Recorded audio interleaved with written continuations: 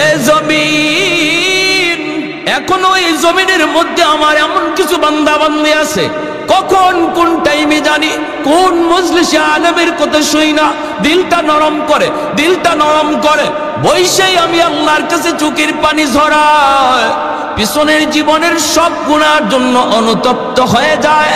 কখন জানি দিল থেকে কই মালিক যা করেছি ভুল করেছি, সাথে সাথে আমি আল্লাহ তার উপর খুশি হইয়া তার পিছনের জীবনের সমস্ত গুনাহ মাফ করে গুনাহগারের তালিকা থেকে নাম কাইটা ওলির তালিকা উঠা দিব।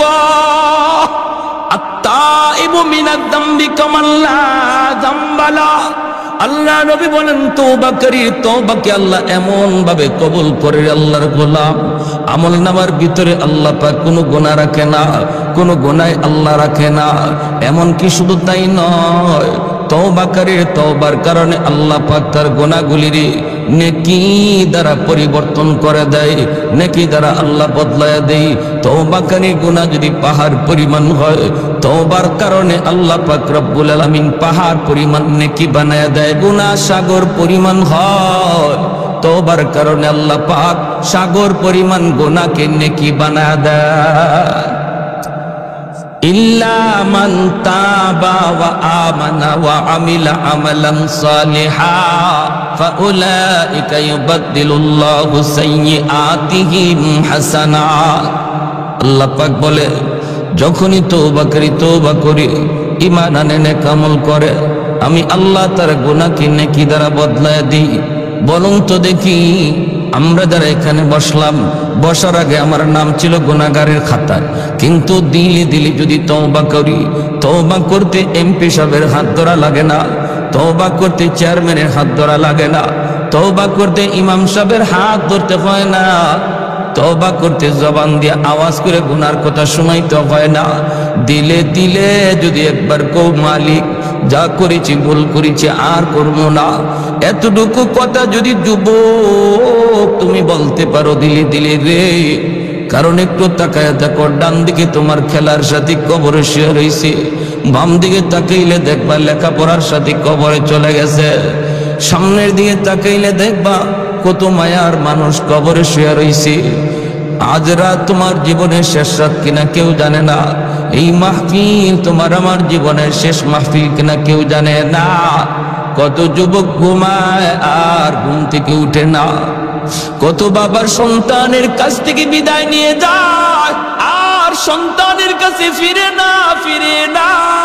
এই কথাটা অন্তরের ভিতরে আইনা যদি দিলটারে নরম কইরা শুধু একবার তুমি বলতে পারো মালিক যা করেছি ভুল করেছি, আল্লাহ গুনাহ ছাড়বো আশা করছিলাম, কিন্তু মালিক চোখের সামনে দেখলাম বৃদ্ধ হওয়ার টাইম তো আমার বন্ধু পাইল না। একটা সময় গ্রামে গঞ্জে শহরে বন্দরে হাঁটলে আমরা মুরব্বী চোখে দেখতাম, সাদা দাড়ি সাদা চুল, কত মুরব্বী চোখে পড়তো।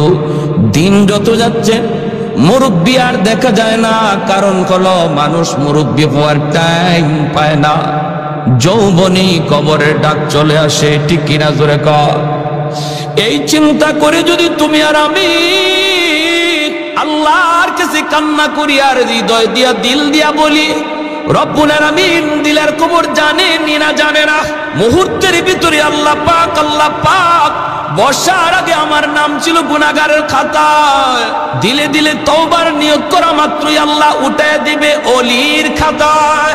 কেমনে ওলি হয়? কই গুনারে আল্লাহ নেকি বানায় দেয়। কেমনে এত তাড়াতাড়ি ওলি হয়? কই গুনারে আল্লাহ কি বানায় দেয়? জুরাকন কি বানায় দেয়?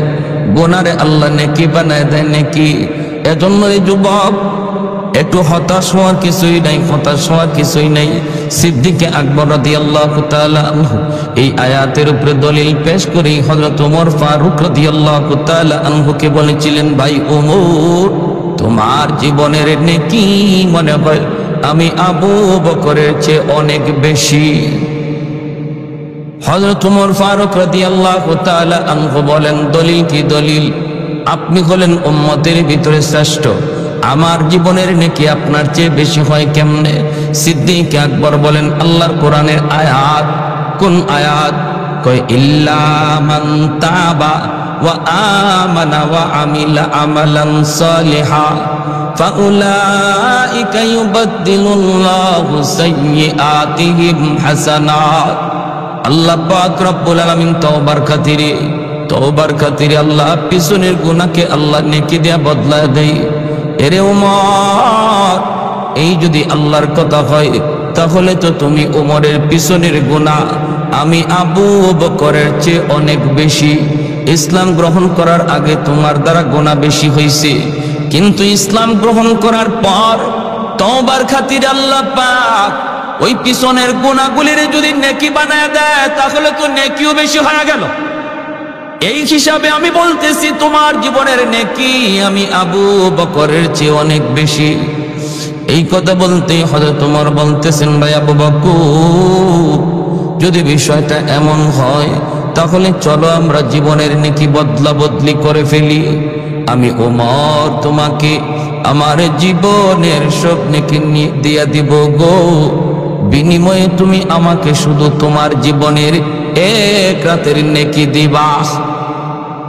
সিদ্দিক আকবর বলে, কোন রাতের কথা বলছো?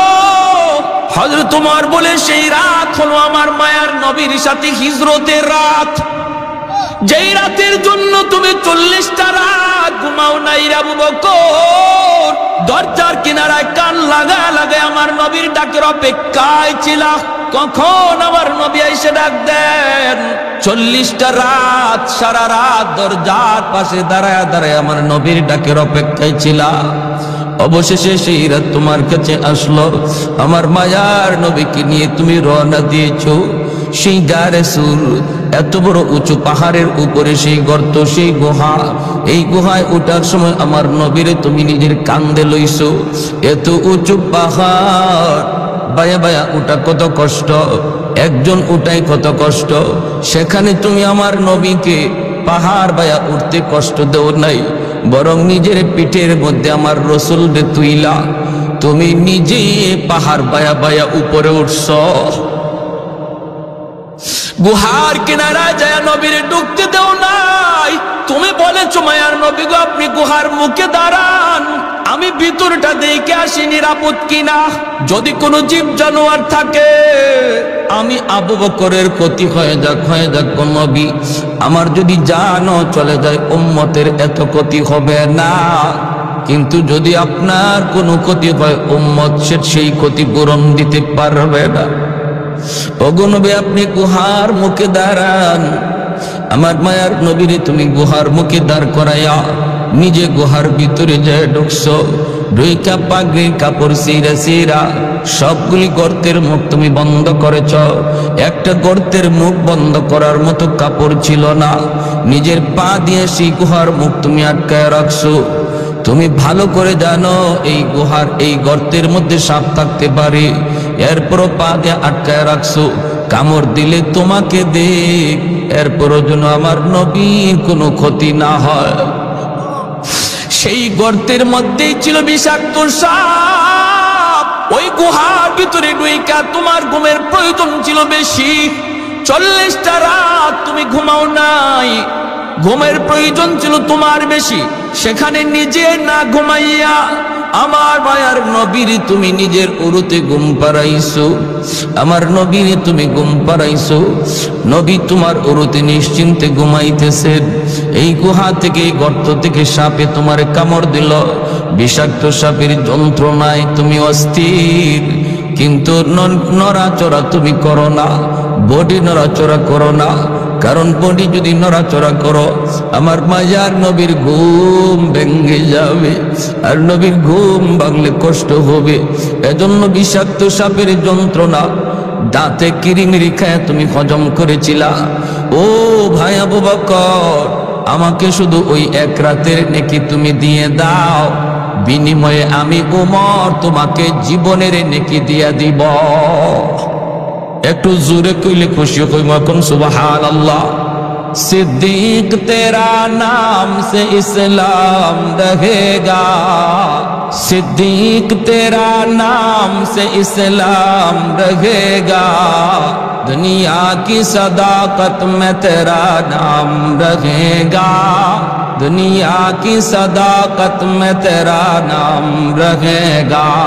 फारूक तेरा नाम से इस्लाम रहेगा, दुनिया की अदालत में तेरा नाम रहेगा। उस्मान तेरा नाम से इस्लाम रहेगा, दुनिया की सखावत में तेरा नाम रहेगा। हैदर तेरा नाम से इस्लाम रहेगा, दुनिया की शजाअत में तेरा नाम रहेगा। मुआविया तेरा नाम से इस्लाम रहेगा, दुनिया की सियासत में तेरा नाम रहेगा। एक तो जोरे सुने बोली अल्लाहु अकबर, मुसलमाনের आवाज़े बोली अल्लाहु अकबर। আমাদের আওয়াজ ছোট হওয়ার কারণে কাদিয়ানীরা সাহস পাইছে, আওয়াজ দিয়া বলেন ঠিক কি না? আমাদের আওয়াজ ছোট হওয়ার কারণে নবীর দুশমনরা সাহস পাইছে। এ যুবক, দাবি করবা নবীর উম্মত, আশা করবা হাসরের মাঠে নবীর শাফাত, আর চোখের সামনে কাদিয়ানীরা আমার নবীর খতম নবুয়তের সিংহাসন লয়ে দৌড় দিবে, তুমি কোনো প্রতিবাদ করবা না, অবস্থান থেকে আওয়াজ তুলবা না। কিয়ামতের মাঠে নবীর সামনে সুপারিশের আশা করা যাবে না। সব আন্দোলন শুধু হুজুরদের কাম না, সব আন্দোলন শুধু আলেম উলামার কাম না, আলেম উলামাদের কাম না। কারণ নবী শুধু আলেমদের না, নবী গোটা উম্মতের নবী, ঠিক কিনা এখন? তাহলে কাদিয়ানীদেরকে রাষ্ট্রীয়ভাবে কাফির ঘোষণা করার জন্য আন্দোলন শুধু উলামায়ে কেরাম করবে নাকি নবীর সমস্ত উম্মত করবে? যদি উলামায়ে কেরামের পক্ষ থেকে আপনাদেরকে ময়দানে ডাক দেওয়া হয়, পঞ্চগড়ের এদের সমাবেশ সরকার বন্ধ করেছে, আমরা সরকারকে বাহবা জানাই, কিন্তু আমাদের মূল দাবি রাষ্ট্রীয়ভাবে ওদেরকে কাফের ঘোষণা করা হোক। এই এজেন্ডা নিয়ে যদি উলামায়ে কেরাম আপনাদেরকে রাজপথে ডাক দেয়, নবীর উম্মত দাবি কইরা হাসরের মাঠে নবীর সুপারিশ পাওয়ার আশায় কারা কারা জীবন দিতে তৈয়ার, হাত উঠে আল্লাহকে দেখা।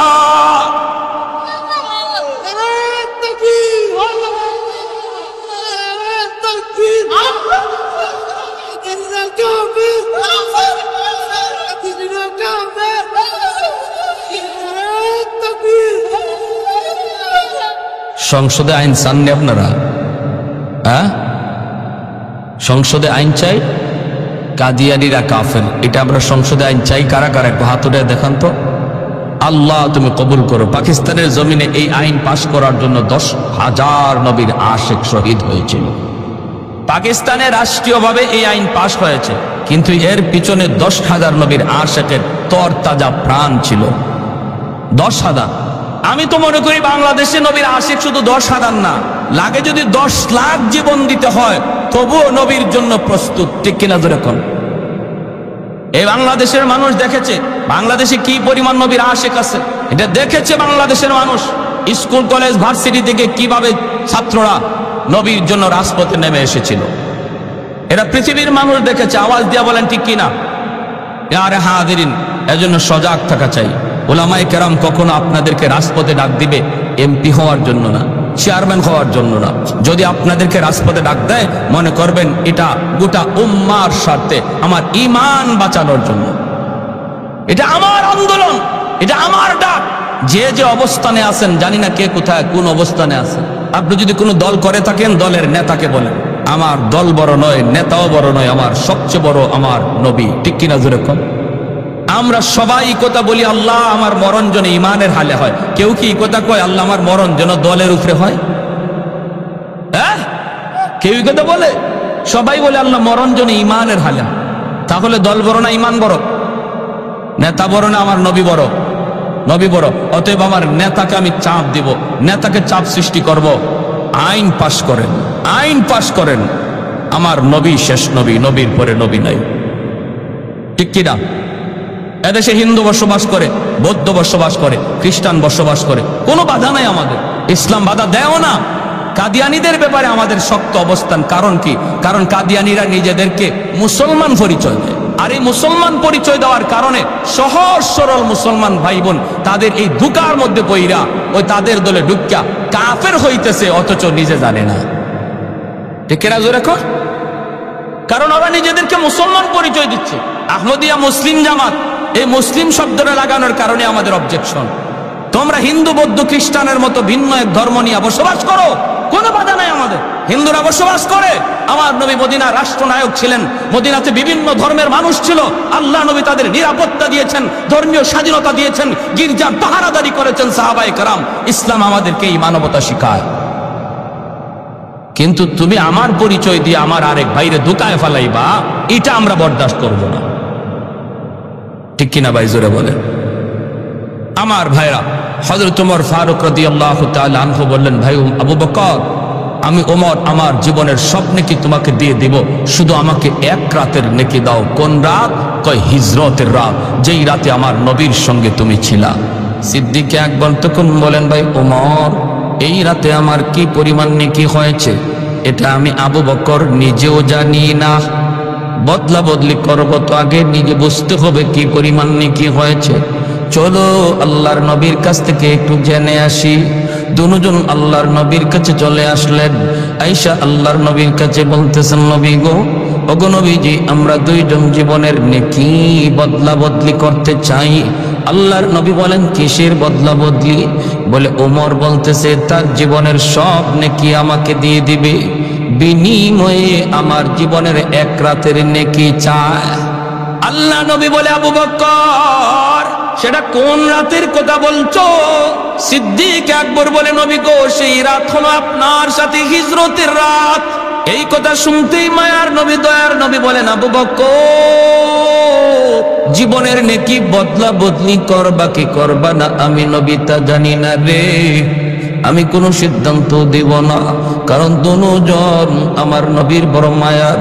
নবী কোন কথা বলবেন, কে খুশি হবে আর কে নারাজ হবে, এজন্য নবী কয় আমি কোনো মত দিব না, সেটা তোমাদের সিদ্ধান্ত। দুজন মায়ার নবীর বন্ধু, একজন নবীর ডান হাত আর একজন নবীর বাম হাত, আবার সম্পর্কেও দুজন মায়ার নবীর শ্বশুর। এজন্য নবী কয় আমি কি বলবো না বলবো, আমি কিছু বলবো না, তোমরা নিজেরা জানো বদলা বদলি করবা কি করবা না, করবা কি করবা না। আজও আমার মায়া নবী তার দুই বন্ধুরে নিয়া মদিনার রওজায় আথারে দুই বন্ধুকে নিয়েই নবী শুয়ে আছেন। চিরনিদ্রায় দুই বন্ধুরে পাশে নিয়ে নবী শুয়ে আছেন। ওই নবী কয়, আবু বকর, আমি কিছু রায় দিব না, তবে যা জানতে চেয়েছো এটা বলতে পারি রে আবু বকর। ওই রাতে তোমার কি পরিমাণ নেকি হয়েছে? যদি তোমার ওই রাতের নেকি এক পাল্লায় রাখা হয় আর গোটা উম্মতের নেকি এক পাল্লায় রাখা হয়, তবু তোমার পাল্লা ভারী হবে। মুসলমানের আওয়াজে বলি সুবহানাল্লাহ।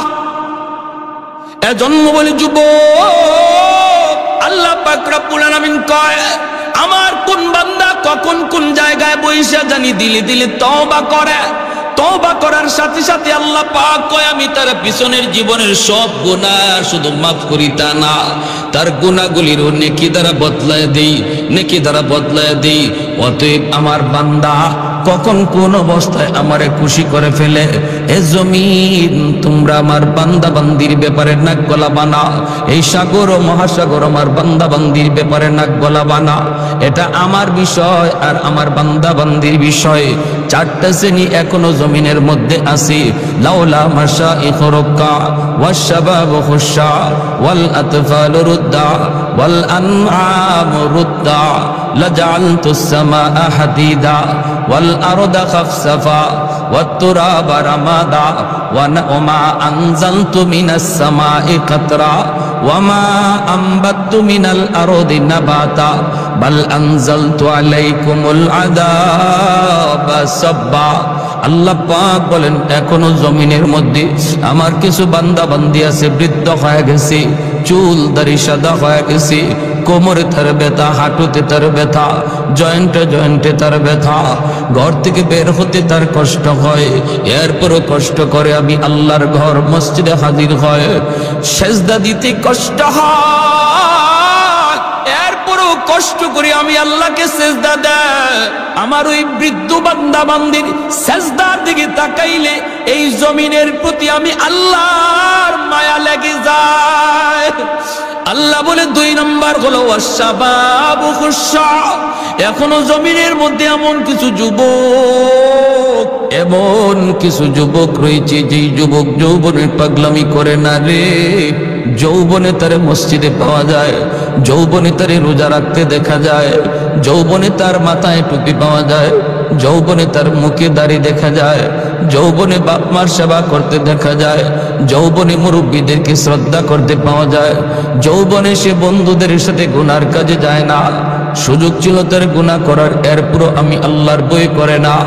ক্ষমতাও ছিল তার অন্যায় করার, এরপরও আমার ভয় করে না। ওই যুবকের কলিজার দিকে যখন আমি আল্লাহ কুদরতি নজরে চাই, তখন এই গুনাহগার জমিনের প্রতি আমার মায়া লেগে যায়।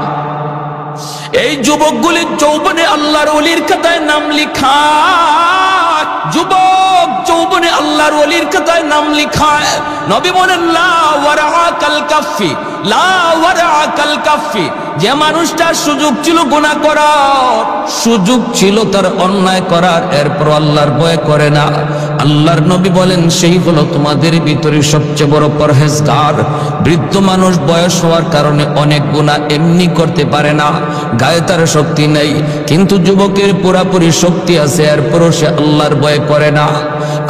আল্লাহর নবী বলেন এই মানুষটা যে সুযোগ আছে, শক্তি আছে, এরপরও আল্লাহর ভয় করে না, সেই হলো তোমাদের ভিতরে আল্লাহর ওলি। এই জমিনে যত আল্লাহর ওলি অতিবাহিত হয়েছেন, প্রত্যেকেই ওলির খাতায় নাম লেখাইছেন যৌবনকালে। যত আল্লাহর ওলি অতিবাহিত হয়েছেন, প্রত্যেকেই ওলির খাতায় নাম লেখাইছেন কোন বয়সে? যৌবনকালে। এজন্য আল্লাহ পাক কই ওই যুবকের দিকে যখন আমি তাকাই, তখন এই জমিনের প্রতি আমার বড় মায়া লেগে যায়। 3 নম্বরে আল্লাহ পাক বলেন ওয়াল আতফালু রুদ্দা। ঘরে ঘরে কিছু শিশু বাচ্চা আছে, এরা বড় মাসুম, এরা নিষ্পাপ, এদের কোনো গুনাহ নাই। গুনাহ করছে তার মা, গুনাহ করছে তার বাবা। এই বাপ মার গুনার কারণে জমিনে গজব আসতে চায়, কিন্তু এই গজবের ভিতরে বাচ্চাটাও পইরা যায়, এই গজবের ভিতরে শিশু বাচ্চাটাও পইরা যায়, অথচ এই শিশু বাচ্চাটার কোনো গুনাহ নাই, কোনো অন্যায় নাই। আমি আল্লাহ তার উপরে শরীয়তের বিধিবিধান এখনো চালু করি নাই। ওই শিশু বাচ্চারা যখন বিপদ দেখা টুট ভাঙ্গা কান্দে, এই বাচ্চাটার কান্নার দিকে তাকাইলেও জমিনের প্রতি আমার মায়া লেগে যায়। এজন্য শিশু বাচ্চাদেরকে মারধর করবেন না রে বাবা, শিশু বাচ্চাদেরকে বকাবকি করবা না। ঘরের অবুঝ শিশু বাচ্চাটার খাতিরে আল্লাহ তোমারে খাওয়াইতেছে, আমারে খাওয়াইতেছে। আল্লাহর গজব থেকে আমি আর তুমি বাইচা আছি। বিশেষ করে মাদ্রাসার ছোট ছোট বাচ্চাগুলি যারা কোরআন পড়ার জন্য আসছে, এই বাচ্চাগুলি সিনাকে আল্লাহ নিজে চয়েস করছে, নিজে। হাজারো হাজারো বাচ্চাগুলির ভিতর থেকে আল্লাহ পাক যার সিনাকে আল্লাহ তার কোরআনের জন্য পছন্দ করেছে, সেই সিনাগুলিকে আল্লাহ পাক মাদ্রাসায় আনছে। এটা আল্লাহর নির্বাচন, আল্লাহর নির্বাচন। আল্লাহ ওই সিনার ভিতরে তার কোরআনকে আমানত রাখবে। এজন্য এই বাচ্চাটা যদিও শিশু, এক হলো সে নিষ্পাক, এক হলো মাসুম, এক হলো সে একদম মাসুম, আবার হলো আল্লাহ তারে চয়েস করে কোরআন আমানত রাখার জন্য আল্লাহ তারে আনছে। এই বাচ্চাটা যখন তোমার ঘরের পাশ দিয়ে হাইটা যায়, এই বাচ্চাটার জন্য গাছের পাতাটা পর্যন্ত দোয়া করে, জমিনের প্রতিটা ইট তার জন্য দোয়া করে, বালিটা তার জন্য দোয়া করে, গর্তের পিপিলিকা তার জন্য দোয়া করে, পানির নিচের মাছ তার জন্য দোয়া করে। সুবহানাল্লাহ জোরে বলেন। এজন্য আল্লাহ পাক রব্বুল আলামিন কয় ওই শিশু বাচ্চাগুলির খাতিরে আমি আল্লাহ জমিন টিকায় রাখছি। 4 নম্বরে আল্লাহ পাক বলেন ওয়াল আনআমু রুদ্দা। জমিনের মধ্যে কিছু পশু পাখি আছে, এই পশু পাখিগুলার কোন শরীয়তের বিধিবিধান নাই, এদের উপরে নামাজ নাই, রোজা নাই। গরু ছাগল হাঁস মুরগির উপরে হালাল হারামের কোনো বিধিবিধান নাই। যদি আসমানে মানুষের গুনার কারণে জমিনে গজব নামে, এই গজবের ভিতরে পশু পাখি গরু ছাগল হাঁস মুরগিও পইরা যায়, অথচ এদের কোনো গুনাহ ছিল না, অন্যায় ছিল না। এদের দিকে তাকাইলো জমিনের প্রতি আমি আল্লাহর মায়া লেগে যা।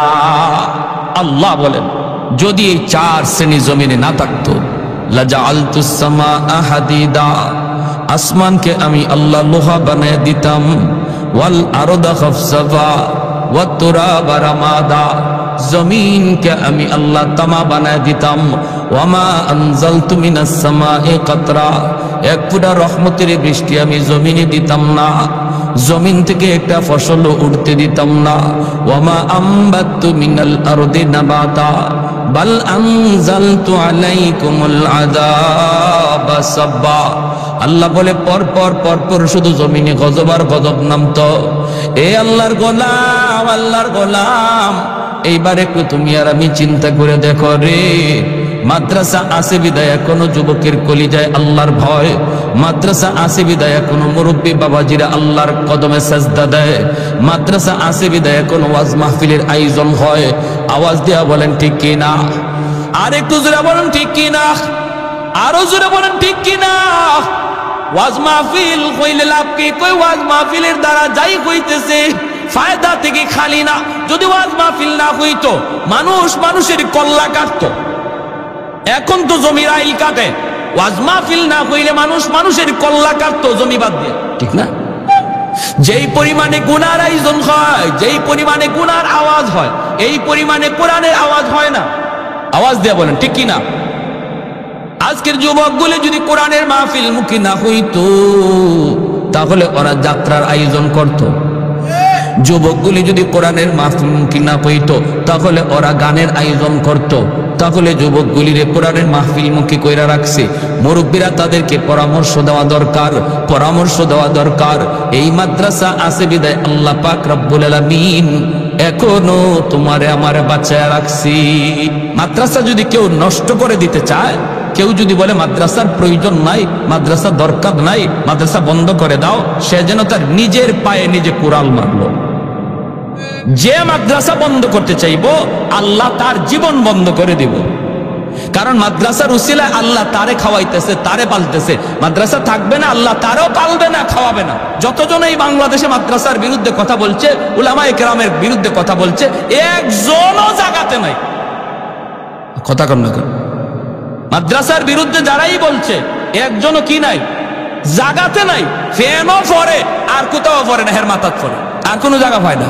প্যারে হাজিরিন, এজন্য বলি এটা আল্লাহর কোরআনের কথা, নবীর হাদিসের কথা বলছে। কারণ আল্লাহ এই মাদ্রাসার খাতিরে জগতের নিজাম বাকি রাখছে, নগদের নিজামটা আল্লাহ টিকায় রাখছে কোরআনের তালিমের খাতিরে। তালিম বন্ধ করে দিবা, আল্লাহ তোমারও তোমার জায়গাতে রাখবে না, চেয়ারম্যানের জায়গায় রাখবে না, মেম্বারের জায়গায় রাখবে না, এমপির জায়গায় রাখবে না, মন্ত্রীর জায়গায় রাখবে না। কারণ সে যদি কোরআনের বিরুদ্ধে কথা কয়, ঠিক কিনা জোরে বলেন? আরে হাজিরিন, এজন্য মাদ্রাসা টিকায় রাখবো কেন? নিজের স্বার্থে, নিজের চেয়ার বাঁচানোর জন্য মাদ্রাসা টিকায় রাখতে হবে। আমার চেয়ার টিকানোর জন্য মাদ্রাসা টিকায় রাখতে হবে, নতুবা আসমানে ফয়সালা হয়ে যাবে। কোথায় ফয়সালা হবে? আসমানে ফয়সালা। ছোট ছোট বাচ্চাগুলি কি শিখাবো? একদম বাগদুম গোড়াডুম সাজে। ছোট ছোট বাচ্চাগুলির দিল দেমাগ হলো কাদামাটির মতো। এই কাদামাটির ভিতরে আপনি যা খুশি লিখতে চাইবেন তাই কিন্তু লিখতে পারবেন, কিন্তু মাটি যদি শক্ত হয়ে যায় লিখতে চাইলেও লেখা যায় না। মাটি যদি শক্ত হয়ে যায় লিখতে চাইলেও লেখা যায় না। এজন্য আপনার বাচ্চাটারে শিশুকালে আপনি কোরআন শিখাবেন, শিশুকালে আপনি তার মাদ্রাসায় ভর্তি করবেন। তার চোখ হলো ভিডিও রেকর্ডার, কান হলো তার অডিও রেকর্ডার। শিশুকালে আপনার বাচ্চা যদিও ঠিক মতো কথা বলতে না পারে, ঘরের মধ্যে যদি সে দেখি মায় কোরআন পড়ে, বাবায় কোরআন পড়ি, এই কোরআন পড়ার দৃশ্য তার চোখের মধ্যে রেকর্ড হয়, কানের মধ্যে কোরআন তেলাওয়াতের আওয়াজ রেকর্ড হয়। যদি সে বড় হয়, আল্লাহ যদি তার হায়াত দেয়, মরণ পর্যন্ত কোরআনের আসর দিলের ভিতরে থাকে। এজন্য ঘরটা হলো মুসলমানের সর্বপ্রথম বিদ্যালয়, বাপ মা হলো তার সর্বপ্রথম শিক্ষক। বাপ মা সন্তানকে কি শিখাইবারে আল্লাহর গোলাম, সিদ্ধান্ত এখনই নিতে হবে, এখনই নিতে হবে। আমি কি টেলিভিশনে গান বাচ্চার কানে রেকর্ড করাবো, নাকি কোরআন তেলাওয়াতের আওয়াজ রেকর্ড করাবো? সিদ্ধান্ত নিবে তার মা, সিদ্ধান্ত নিবে তার বাবা। সিদ্ধান্ত যদি এই ক্ষেত্রে তোমার ভুল হয়, সন্তানের ভবিষ্যৎ অন্ধকার হবে।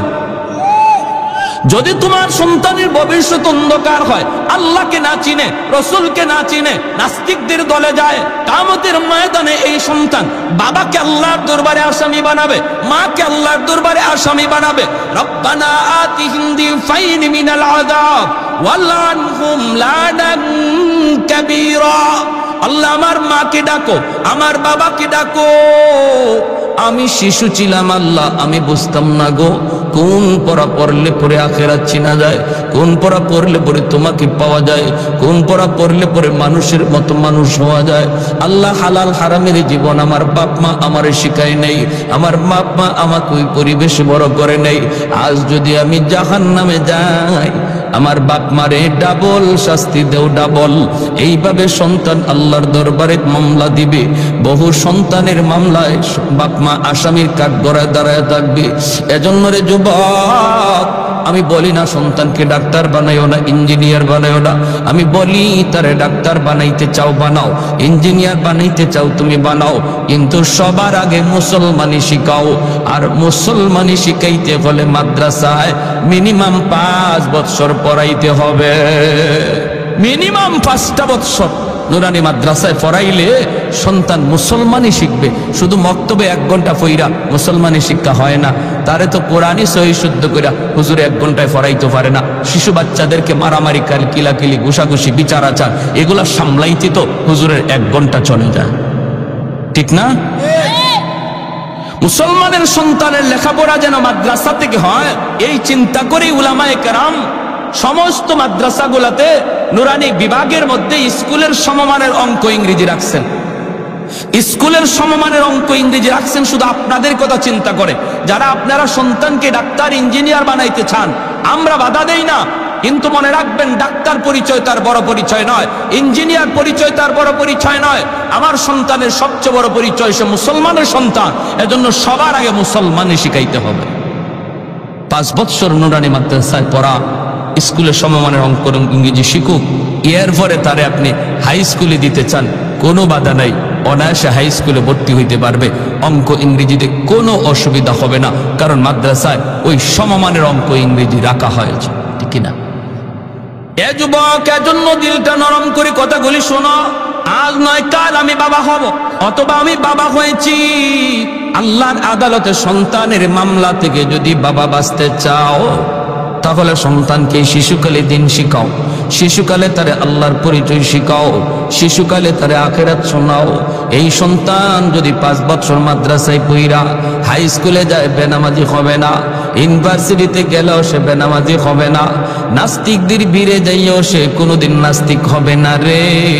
নাস্তিকদের ভিড়ে যাইও সে আল্লাহু আকবারের স্লোগান তুলবে। কারণ শিশুকালেই তার বাবা কলিজার ভিতরে কোরআন ঢুকায় দিছে, আল্লাহু আকবার। শিশুকালেই তার মা 5 বছর মাদ্রাসায় পড়াইয়া কোরআন ঢুকায় দিছে, নবীর মহব্বত ঢুকায় দিছে, ইসলামী জিন্দেগির মহব্বত কলিজায় ঢুকায় দিছে। ঢাকা ইউনিভার্সিটির বাংলা বিভাগেও যদি লেখাপড়া করে, তবুও তোমার সন্তান নাস্তিক হবে না। নাস্তিকদের ভিড়েও সে কোরআনের সৈনিক হবে। ভারতের মুস্কান কলেজে পড়ছে আমার বোন, অনার্সে পড়ুয়া কলেজে পড়ুয়া আমার বোন। বলো তো এতগুলি হাইওয়ানের সামনে সে কেমন করে সাহস নিয়ে আল্লাহু আকবারে ধ্বনি তুলল? জেনারেল শিক্ষায় শিক্ষিত, ভার্সিটি অনার্সে পড়ে, অনার্সে পড়া যদি সে তার কলিজায় এত বড় ঈমান, এত মজবুত ঈমান রাখতে পারলো, তোমার সন্তানও পারবে যদি তার শিশুকালে তার কলিজায় এরকম কোরআন ঢুকায় দাও।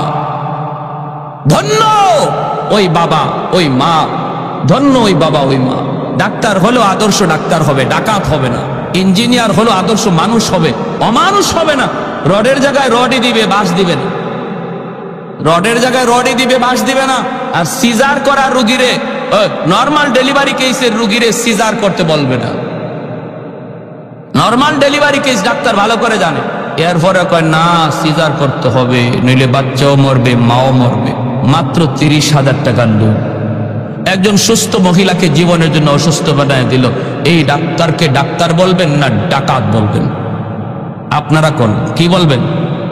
আরো জোরে। তাহলে ডাক্তার হইয়া মানুষ হইল কই? এই জন্য মুরগির বাচ্চা জন্ম নিলে মুরগি হয়, মানুষের বাচ্চা জন্ম নিলেই মানুষ হয় না, তারে মানুষ বানাইতে হয়। আর মানুষ বানানোর তরিকা, মানুষ বানানোর শিক্ষা হলো দ্বীনি শিক্ষা, হালাল হারামে জিন্দেগি, জায়েজ না জায়েজের জিন্দেগি। এজন্য সন্তানরা আগে মানুষের বাচ্চা বানান মাদ্রাসায় ভর্তি কইরা, এরপরে ডাক্তার বানাইয়েন, আদর্শ ডাক্তার হবে। ইঞ্জিনিয়ার হলো আদর্শ ইঞ্জিনিয়ার হবে, জাতির খাদেম হবে। আর কি কইতাম, আর কিভাবে বুঝাইলে বুঝবেন কোন? কেন কেন? আলহামদুলিল্লাহ আলহামদুলিল্লাহ, এখন অনেক অনেক শিক্ষিত বাপ মারে চোখ খুলতেছে, সজাগ হয়েছে। অনেক ভালো ভালো ফ্যামিলির বাচ্চারা এখন মাদ্রাসায় পড়ে, আলহামদুলিল্লাহ। কোন বড় সচিবের পোলাও মাদ্রাসায় পড়ে, মন্ত্রীর বাচ্চারাও মাদ্রাসায় পড়ায়। এক সচিবকে জিজ্ঞেস করেছিল সাংবাদিক, আপনার বাচ্চাটারে মাদ্রাসায় দিচ্ছেন, এই মাদ্রাসায় পড়ে তো সার্টিফিকেট পাওয়া যায় না, এ তো আপনার মতো সচিব হতে পারবে না, বাচ্চাটারে মাদ্রাসায় দিলেন কেন? সচিবে কয়, আরে সচিব বানাইমো পরে, আগে জবাই হওয়া থেকে বাঁচি, আমারে যে জবাই করে লইব, এই জবাই হওয়া থেকে আগে বাঁচি। ঐশীর হাতে বাপমা জবাই হয় নাই, জোরে বলেন হয় নাই? এর পরেরই ঘটনা এটা। সচিবের জবাব, একজন সচিবের জবাব যে আগে আগে আমি মা বাবা সন্তানের হাতে জবাই হওয়া থেকে বেঁচে নেই, তারপরে সচিব বানাবো না। জবাই হওয়া থেকে বাঁচতে কি করতে হবে? একমাত্র পথ, শিশুকালে দিন শিখাও, কোরআন শিখাও। ঐশীর যেই টাইমে তার বাপমা বাধা দিছে, এটা টাইম ছিল না, এটা ওভার টাইম। এজন্য অ্যাকশনের জায়গায় রিঅ্যাকশন হয়েছে। এমন হাজারো ঐশী সমাজে এখনো রয়ে গেছে, শুধু বাপমার ভুল সিদ্ধান্তের কারণ। শিশুকালে ইংরেজদের পোশাক পরায় বড় করবেন, ছোট্ট মেয়েটা বুঝে না, এজন্য হাফ প্যান্ট পরাইয়া আর গেঞ্জি পরাইয়া মার্কেটে লইয়া বের হয়ে গেছেন। আমি জিজ্ঞেস করলাম, ভাই এটা কি করলেন? কজন বুঝে না। আমি কই, আমার নবীর হাদিস কয় তুমি বাবা বুঝো না, বাচ্চায় ঠিকই বুঝে, তুমি মা বুঝো না। এই বাচ্চা বড় হওয়ার পরে, এই মেয়ে বড় হওয়ার পরে যদি উশৃঙ্খল হয়, আর বাবা যদি পানি পরা নিতে হয়, তে বাপ মার জন্য পানি পরা দিতে হবে গ্লাসে, ওই বাচ্চার জন্য পানি পরা দিতে হবে গ্লাসে, আর বাপ মার জন্য পানি পরা দিতে হবে কলসে। বাচ্চায় নিব পানি পরা গ্লাসে, বাপ মায় নিব কলসে। কলসে এই খ্রিস্টানদের পোশাকের আসর, বদ আসর শিশু বাচ্চাটার কলিজায় শিশুকালেই ঢুকছে। এই মেয়েটা বড় হইলে পরে তার বোরকা পরানো কঠিন হবে। তার কলিজার ভিতরে বিজাতীয় কালচার আসর ফালাইছেন আপনি বাবা। দরকার ছিল শিশুকালেই ধর্মীয় পোশাকের আসর ফালানো। মাদ্রাসায় যদি বাচ্চারা পড়তো, তাহলে ফুল হাতা জামা পরানোর অভ্যাস করানো হতো, পায়ে জামা পরানোর অভ্যাস করানো হতো। এই বাচ্চা বড় হওয়ার পরে বাবা বোরকা পরো বলতে হতো না, বাচ্চাই কইতো আব্বা আমার বোরকা এনে দাও। এজন্য আল্লাহ নবী বলেছেন, কুল্লু মাউলুদিন ইউলাদু আলাল ফিতরা ফাআবাওয়াহু ইউহাউবিদানিহি আও ইউনাসসিরানিহি আও ইউমাজ্জিসানিহি। আল্লাহ নবী কত বড় কথা বলছেন এই হাদিস শরীফে। নবী বলেন, ওই বাপ মা দায়ী, নতুবা সন্তান দুনিয়াতে আসে আল্লাহর ওলি হইয়া। মঈনুদ্দিন চিশতি রহমাতুল্লাহ আলাইহি যত বড় ওলি। অসুবিধা হইতেছে আপনাদের কি ভাই? অসুবিধা হইতেছে? আব্দুল কাদের জিলানী যত বড় ওলি, এমন ওলি হইয়া আপনার সন্তান দুনিয়াতে আগমন করেছে। সুবহানাল্লাহ। এরপরে আল্লাহ নবী কই, তার উলায়াত নষ্ট করেছে তার মা, উলায়াত নষ্ট করেছে তার বাবা। এই বাচ্চাটা মৃত্যুর সময় আল্লাহর ওলি হইয়া কবরে যাওয়ার কথা, দুনিয়াতে এসেছে যেমন আল্লাহর ওলি হইয়া, কবরও যাবে আল্লাহর ওলি হইয়া। কিন্তু বাপ মার রং সিদ্ধান্ত তার বিলায়ত নষ্ট করেছে, তার বুজুর্গি নষ্ট করে দিয়েছে। হাসরের মাঠে জন্যই বাপ মা আল্লাহর কার গড়ায় দ্বারা জবাব দিবে। এজন্যই বাপ মার দায়িত্ব হলো শিশুকালে বাচ্চাটারে মাদ্রাসায় ভর্তি করেন, নুরানি মাদ্রাসায় ভর্তি করেন। খাজা কুতুবউদ্দিন বখতিয়ার কাকি রহমতুল্লাহ আলাইহির মা বাচ্চাটারে নিয়ে তিনি মাদ্রাসায় হাজির হলেন। এরপরে বলতেছেন, উস্তাদজি আমার বাচ্চাটারে আপনি আলিফ বা তা সা শিখায়া দেন। উস্তাদে বলতেছে, বাবা কুতুবউদ্দিন পড়ো আলিফ বা তা সা। যেই মাত্র উস্তাদে কয় বাবা পড়ো আলিফ বা তা সা, এমনি কুতুবউদ্দিন কয়, না গো উস্তাদজি, আলিফ বা তা সা নয়, আলিফ লাম মিম যালিকাল কিতাবু লা রাইবা ফিহি। উস্তাদ কই বাবা কুতুবুদ্দিন, তোমার মা বলল আলিফ বা তা সা, আর তুমি কিনা বলতেছো আলিফ লাম মিম। বাবা রে, পর পর পর উস্তাদকে পাশে বসায়া ছোট্ট বাবু কুতুবুদ্দিন আল্লাহর কোরআনের 15 পারা হিফজ শোনায়া দিছেন। এইবার উস্তাদ মায়ের কাছে দৌড়ে চলে আসলেন, আয়েশা বলতেছেন, মা গো, কেন তুমি মজাক করেছো, ঠাট্টা করেছো?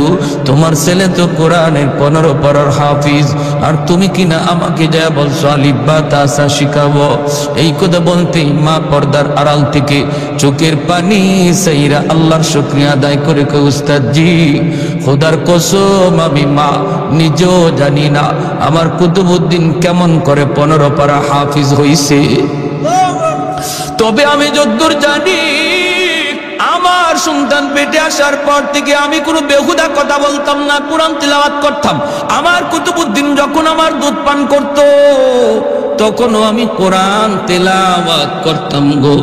বেহুদা কোনো কথা চলতো না। আমার ঘরে কোনো গান বাজনার আওয়াজও সন্তানের কানে ঢুকে নেই। যদি সন্তানের কান দিয়া ঢুকছে তো কোরআন তেলাওয়াত ঢুকছে, মনে হয় মার দুধের সাথে কোরআন তেলাওয়াত যায় ঢুকছে।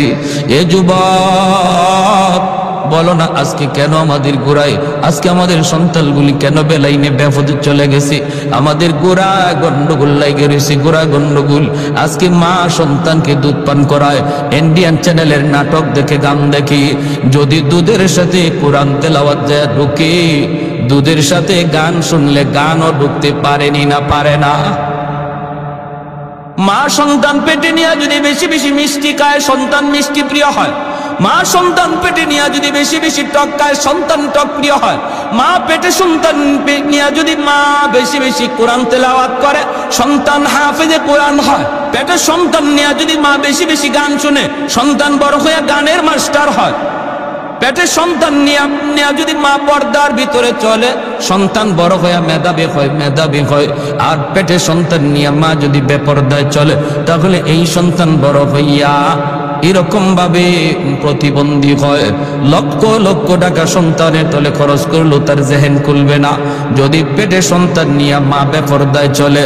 এই ভাইয়েরা এটা অভিজ্ঞরা অভিজ্ঞতার আলোকে বলেছেন রে, এটাই বাস্তব, এটাই বাস্তব। এজন্যই মায়ের নবী কইছি, আদর্শ সন্তান পেতে হলে মার দায়িত্ব বাবার চেয়ে বেশি। আলমার আতুরাইয়াতুন আলা বাইতি যাওজিহা ওয়া ওয়ালাদিহি। বাবাকে সন্তান কম পায়, মাকে সন্তান বেশি টাইম কাছে পায়। পেটে ছিল তাও মায়ের সাথে, দুধ খাইছে তাও মায়ের সাথে, ছোট্ট কান তবুও মায়ের পাশে বেশি ছিল, বাবাকে কম পাইছি। এজন্য মায়ের আসরটা সন্তানের উপরে বেশি পড়ে।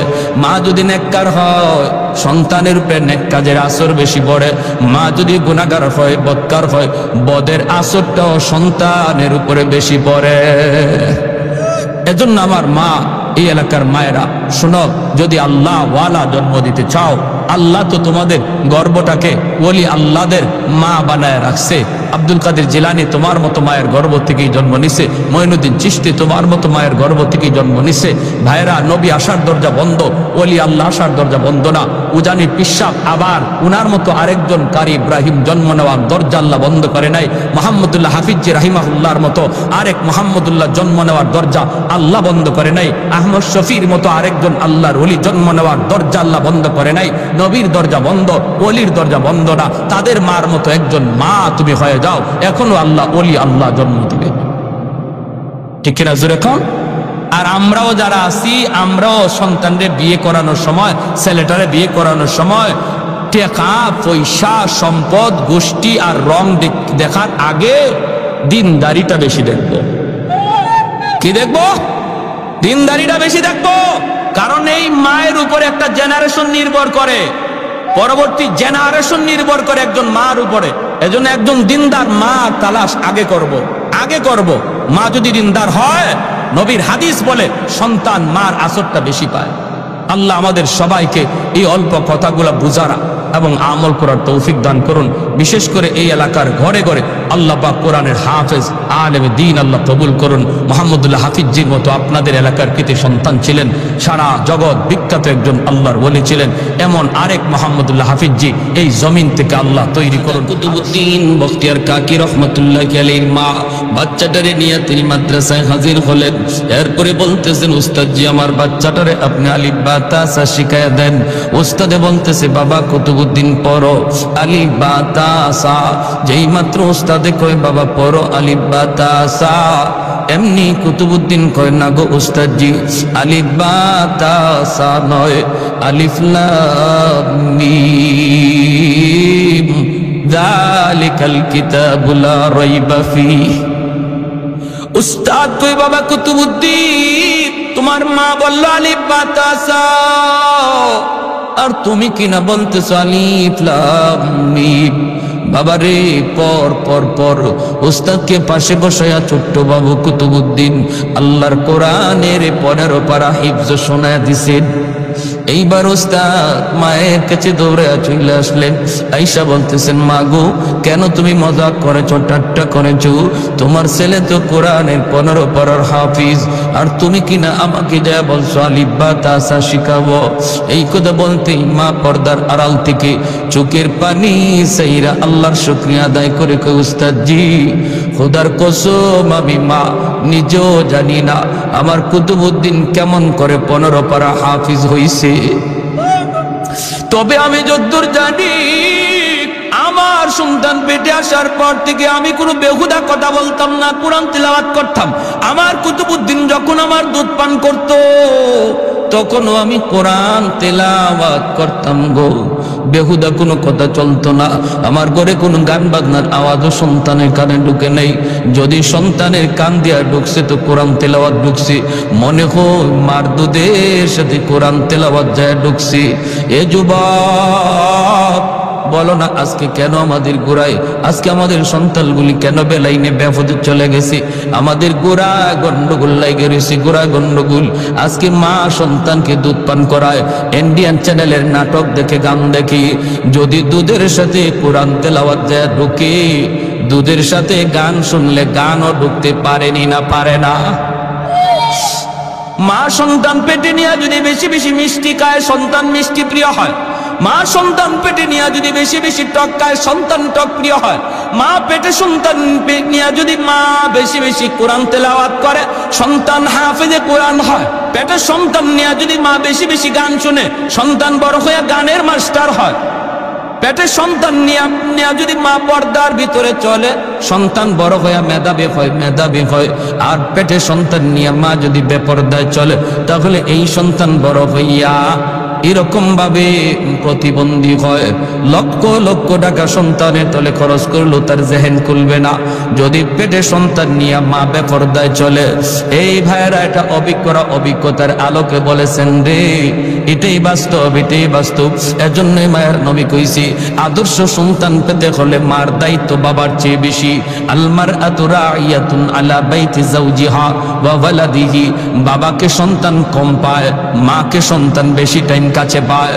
পেটে ছিল তাও মায়ের সাথে, দুধ খাইছে তাও মায়ের সাথে, ছোট্ট কাল তবু মায়ের পাশে বেশি ছিল, বাবাকে কম পাইছে। এজন্য মায়ের আসরটা সন্তানের উপরে বেশি পড়ে। মা যদি নেককার হয় সন্তানের উপরে নেক কাজের আসর বেশি পড়ে। মা যদি গুনাহগার হয় বদকার হয় বদের আসরটাও সন্তানের উপরে বেশি পড়ে। এজন্য আমার মা, এই এলাকার মায়েরা শোনো, যদি আল্লাহ ওয়ালা জন্ম দিতে চাও আল্লাহ তো তোমাদের গর্বটাকে ওলি আল্লাহদের মা বানায় রাখছে। আব্দুল কাদের জিলানী তোমার মতো মায়ের গর্ব থেকেই জন্ম নিছে। মঈনুদ্দিন চিশতি তোমার মতো মায়ের গর্ব থেকেই জন্ম নিছে। ভাইরা, নবী আসার দরজা বন্ধ, ওলি আল্লাহ আসার দরজা বন্ধ না। উজানি পিসাব আবার উনার মতো আরেকজন কারি ইব্রাহিম জন্ম নেওয়ার দরজা আল্লাহ বন্ধ করে নাই।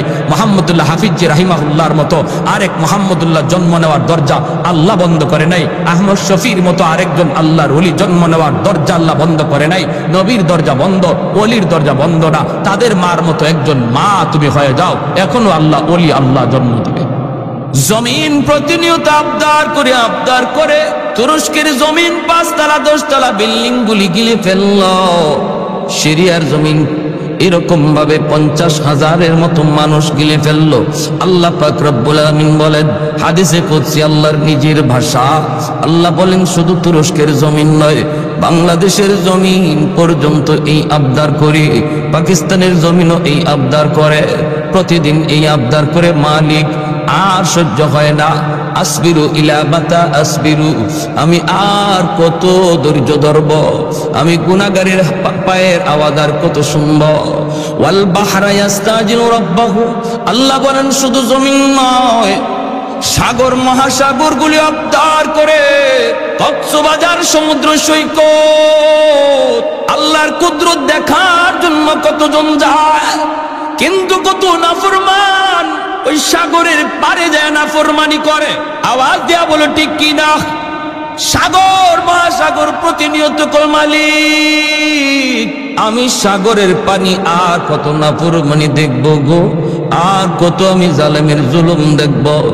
ও মালিক, গুনাহগার গুলি গুনাহ করে জমিনকে একদম নাপাক বানায় ফেলাইছি, আমাকে তুমি অনুমতি দাও, আমি সাগর এই নাপাক জমিনকে পাক বানায় দিই, পানি দিয়ে একদম পাক বানায় দিই। এইভাবে ফেরেশতারা পর্যন্ত আল্লাহর কাছে প্রতিদিন আবদার করে, মালিক আর কত দেখবো, আর কত দেখবো। আল্লাহ পাক রব্বুল আলামিন কয়ে, জমিন থাম থাম, তোমরা যারা জমিন ধ্বংস করে দিতে চাও, আমি আল্লাহ দেখি এই জমিনে কেমন অন্যায় হয়, কেমন অত্যাচার হয়, কেমন জুলুম হয়, এরপরও আমি কেন ধরি না জানোনি? কারণ এই মানুষকে আমি আল্লাহ বড় আদর করে বানাইছি। আসমান আল্লাহ বানাইছেন কুন ফায়াকুন বইলা, জমিন আল্লাহ বানাইছেন কুন ফায়াকুন বইলা, ফেরেশতা আল্লাহ বানাইছেন কুন ফায়াকুন বইলা, কিন্তু আমারে আপনারে আল্লাহ পাক কুন ফায়াকুন বইলা বানায় নাই। আমারে আপনারে যখন আল্লাহ বানাইছে, খালাকতু বিয়াদাইয়া, আল্লাহ বলে আমি আমার নিজের হাত দিয়া বান্দা বান্দিরে বানাইছি। কারণ এই চেহারার মধ্যে এত দামি কপাল, এই কপাল দিয়া বান্দা আমার কুদরতি কদমে সেজদা দিবে। এই কপালটার এত দাম, এই কপাল ফেরেশতাদের হাতে বানাইলে হয় না, এই কপাল কোন ফায়াকুন বলল হয় না, এই কপাল আমি আল্লাহ নিজের হাতে বানাইছি।